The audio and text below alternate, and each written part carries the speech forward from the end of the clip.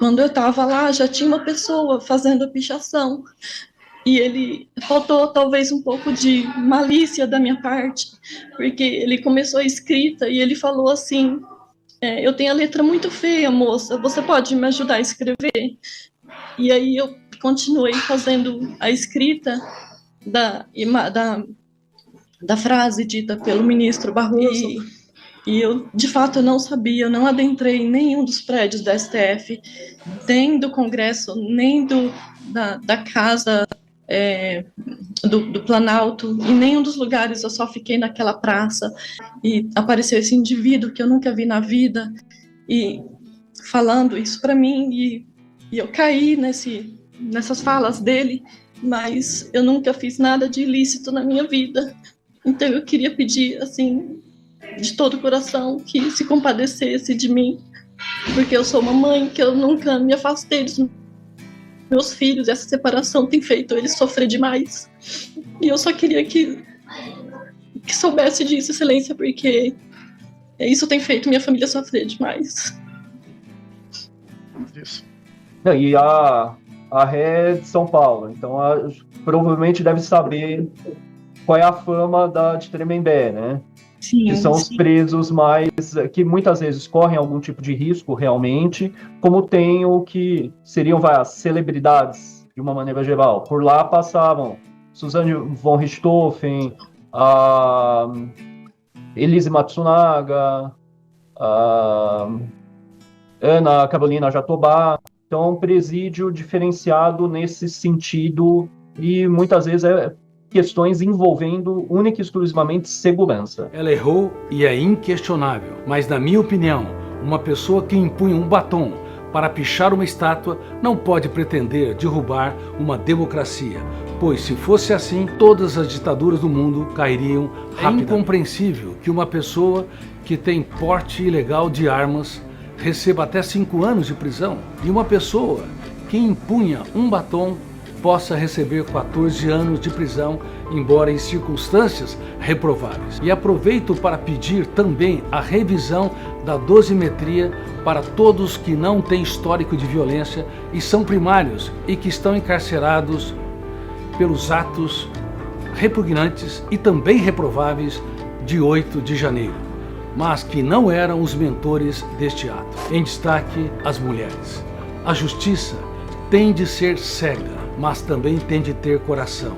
A justiça tem de ter um olhar social. Dias sim, dias não, eu vou sobrevivendo sem um arranhão da caridade de quem me detesta. A tua piscina tá cheia de ratos, tuas ideias não correspondem aos fatos. O tempo não para. Tudo bem, pessoal? Eu vou iniciar a minha fala compartilhando com vocês uma pergunta. Quem é a mulher que escreveu na estátua lá em Brasília, perdeu Mané? Quem é Débora? Eu sei que se trata de uma pergunta retórica. É muito difícil encontrar alguém em nosso país que não tenha tido acesso ao que aconteceu no dia 8 de janeiro de 2023. Agora, eu compartilho com vocês uma pergunta. Sim, essa sim, eu compartilho com vocês para que nós possamos refletir juntos. O que de benéfico esta condenação, pelo menos ainda por 2 votos? O que este evento, esta condenação absurda, o que ela pode nos ajudar? Que benefício nós podemos tirar deste acontecimento? Cada um tem e deve exercer a sua capacidade de refletir, de analisar, porque cada um vai tirar proveito de sua própria análise. Agora, eu, como advogado, quando eu já, em 1985, eu iniciei o curso de Direito, tendo me graduado em 1988, a bem da verdade, estou estudando, estou lidando com o direito, exercendo a profissão de advogado há quase 40 anos. muito estudo, muito trabalho, muitas defesas. Certa vez um aluno me perguntou na escola: professor, fica parecendo que o senhor sempre ganhou todas as causas. E eu imediatamente respondi para ele: olha, eu já ganhei causas que estava perdida, como também nós perdemos causa que tudo tinha para dar certo. Quando nós exercemos uma profissão de protético, quase sempre nós dependemos da nossa habilidade, da nossa capacidade, da nossa competência. Quando nós exercemos a profissão de dentista, assim também nós dependemos da nossa capacitação. É claro que um pedreiro, ele depende também da atuação de outros, não só do servente, mas também de uma planta, de um acompanhamento de um profissional competente na área da engenharia. Agora, a advocacia é uma atividade que depende não somente da capacidade, do estudo, do aprimoramento do advogado. Ele depende de uma certidão de um oficial de justiça, que pode estar sendo bem intencionado ou não. Ele depende de um laudo de um perito que nem sempre está preparado para exercer aquela profissão. Ele depende da boa vontade de um escrivão. Ele depende da boa-fé de um magistrado. Ele depende do conhecimento de um juiz de direito. É muito difícil para nós, como advogado, convencermos os nossos clientes de que, em regra, os processos tramitam vagarosamente.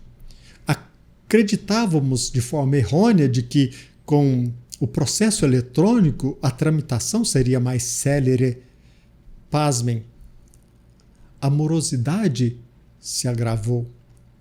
É muito difícil quando nós também temos de convencer, explicar para o nosso cliente sobre determinada decisão de um juiz. É muito difícil explicar para um cliente sobre uma decisão injusta, arbitrária, ilegal. Só quem tem conhecimento mais aproximado com a advocacia, quem tem um convívio com o magistrado, com oficiais de justiça, pode detectar a idoneidade de um operador de direito. É claro que a maioria dos magistrados não só são bem intencionados, como também são competentes. Mas acontece, e não raro acontece, magistrados desleixados, despreparados, que vivem à custa apenas do seu subsídio. Nós nos deparamos com frequência também com influências de grupos econômicos. Não é regra, é exceção, mas existe a influência de grupos econômicos nos tribunais. E por que não dizer diretamente com magistrados nas cidades, nas comarcas, nas capitais? Nós percebemos o lobby de empresas públicas, sociedade de economia mista e assim por diante. Mas não é regra, é exceção. Como explicar decisões absurdas, esdrúxulas, em total desconformidade, não só com o ordenamento jurídico, como também com a Constituição Federal? É muito difícil explicar isso para o nosso cliente, para o administrado, para o jurisdicionado. O benefício, no meu caso, pelo menos neste caso de Débora, ficou muito flagrante para o mundo inteiro, não só para o Brasil. Não só o desleixo, o despreparo, mas a má-fé, a ironia, o desrespeito, o autoritarismo, a arbitrariedade de este ou aquele ministro da Suprema Corte. Inclusive daquele que escreve livros adotados até hoje em universidades. Hoje o mundo está vendo, sendo partidário desta ou daquela ideologia, Só é cego aquele que não quer ver. Então hoje nós temos uma facilidade maior para descortinar para os nossos clientes que nós nos deparamos, sim, na maioria das vezes, com magistrados dignos, honestos, competentes, eficientes, mas nem sempre é assim. Nós nos deparamos com oficiais de justiça mal intencionados. Nós nos deparamos com peritos influenciáveis negativamente. Nós nos deparamos com magistrados e, por que não dizer, desembargadores?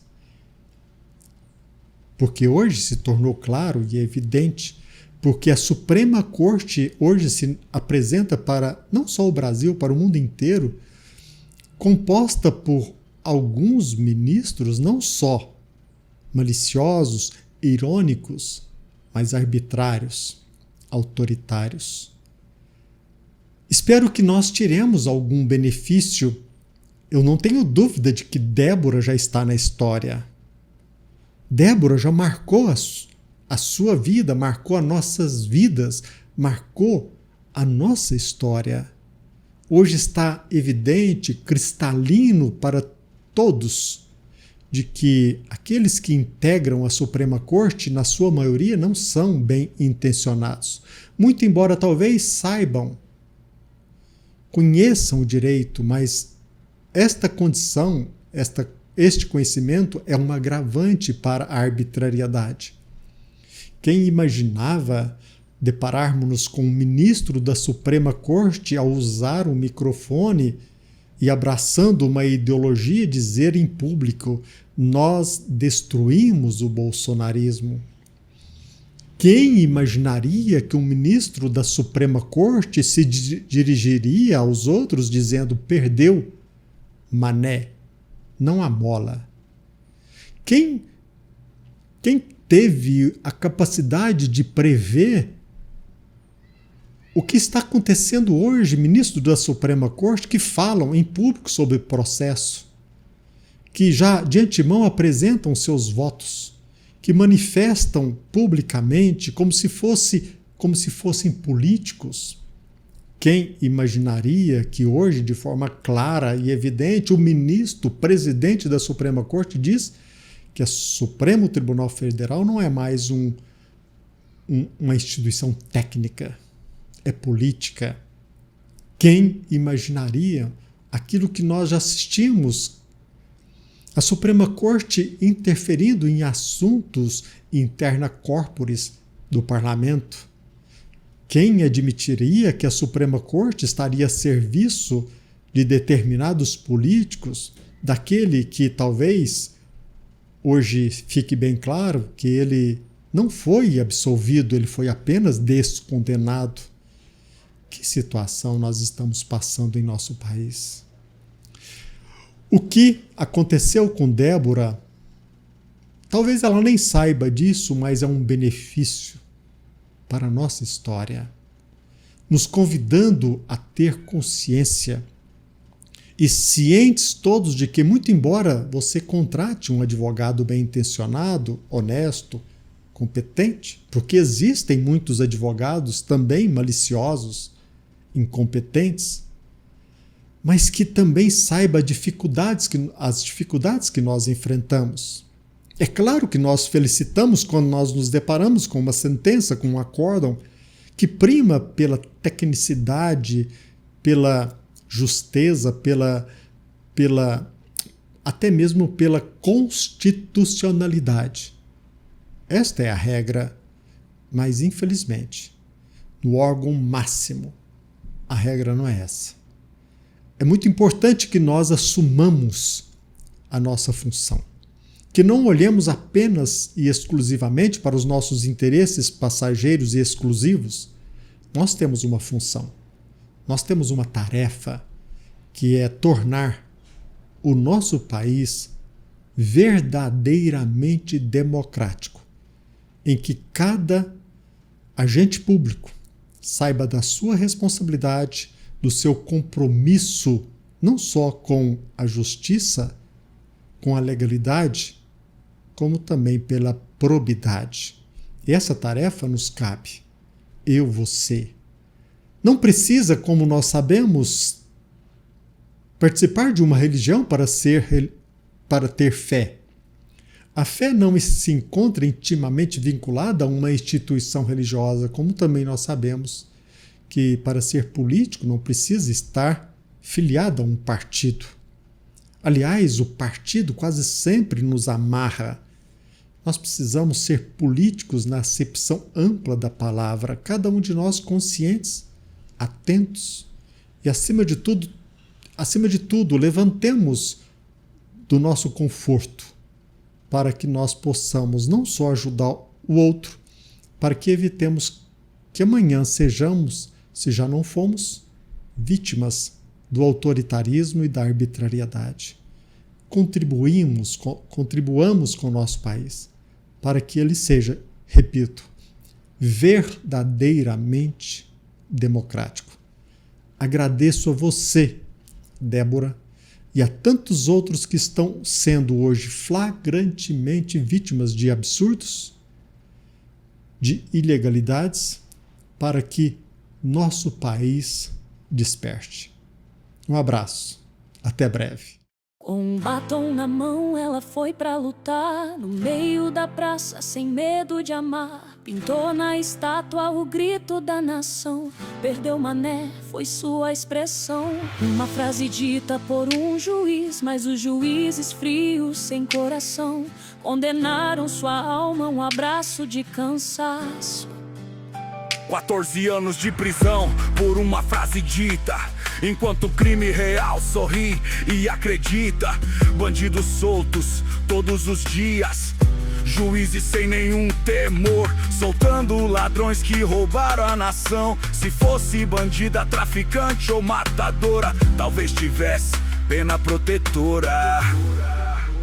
Mas por usar o batom como voz, Débora sofre por todos nós. Vira símbolo de resistência. Um simples batom pode isso, Arnaldo, derrubar uma democracia. Que país é esse? Esse é nosso país. Sem lei, país de injustiças. Mas para bandido a justiça funciona. Esse é o país chamado Brasil. Que país é esse? Que país é esse? Que país é esse? Que país é esse? Débora Rodrigues, condenada injustamente, símbolo que vive. O Brasil acordou contra a prisão, tua dor virou canção da multidão. Débora Rodrigues, tua história queima feito cicatriz, mas ninguém vai nos calar jamais. A liberdade é do povo e nada mais. Que crime cometeu? O povo perguntou. Escreveu que um togado já falou. Juízes que ignoram a própria contradição vivem nos palácios longe da multidão. E nós aqui firmes, de pé no chão, com o batom erguido pela libertação.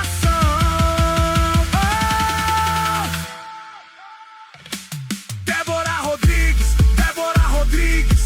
condenada injustamente, símbolo que vive. O Brasil acordou contra a prisão, tua dor virou canção da multidão. Débora Rodrigues, unjustly condemned, but your spirit lives. Brazil has woken, your name won't fall. Your pain became the anthem of us all. Débora Rodrigues, your courage burns and forever shines.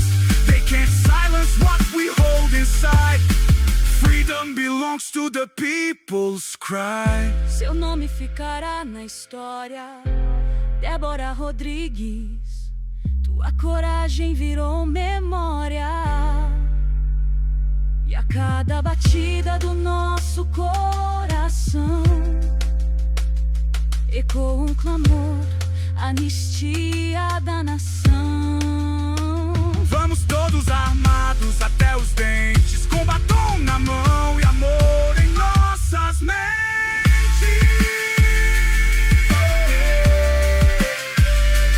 Débora Rodrigues, unjustly condemned, but your spirit lives. Brazil has woken, your name won't fall. Your pain became the anthem of a soul. Deborah Rodrigues, your courage burns and forever shines. They can't silence what we hold inside. Freedom belongs to the people's cry. Que país é esse? Que país é esse? Que país é esse?